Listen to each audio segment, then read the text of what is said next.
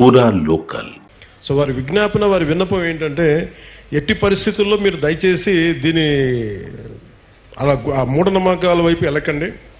ఏదైనా బాగలేకపోతే ఎందుకు బాగలేదు అని దృష్టిలో పెట్టుకొని అట్లా ఆలోచించమని, అందుకని దీనికోసం ప్రత్యేకించి వికాస్ అనే ఒక కార్యక్రమం ప్రారంభించారు.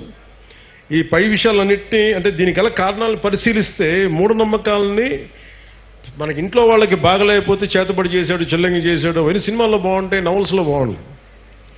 నిజానికి మన మనసుకు మించింది ఏం లేదు. అంటే మీ మైండ్ చెడు మంచి అనేది ఏంటంటే, ఒకడు పోవాలని కోరుకుంటున్నా అదే చెడు, అంతే, అదే చేతబడి. అందుకే ఇలా కాకుండా మీరు ఆలోచించాల్సింది, ఎవడు మన గురించి ఎంత చెడు చేద్దాం అనుకున్నా మనం యాక్సెప్ట్ చేస్తే తప్ప, మనల్ని ఓడించాలి నేను అసెంబ్లీలోకి అడుగు పెట్టం అని చెప్పి ఇంత కంకణం కట్టుకుంటే నువ్వెవడో ఇలాంటి చేతబడులు చేయడానికి. ఇలా చూడండి, మనంటే పట్టణంలో ఎప్పుడు మాట్లాడతారు, అందువల్ల. కానీ మనం ఎలా ఎదుర్కోవాలి?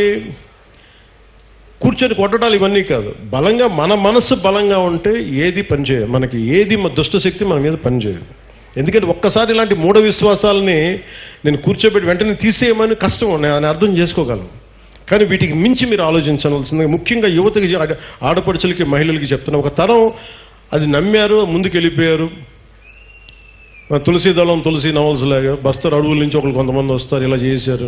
ఇవన్నీ పాతకాలం, అన్నీ అయిపోయినాయి.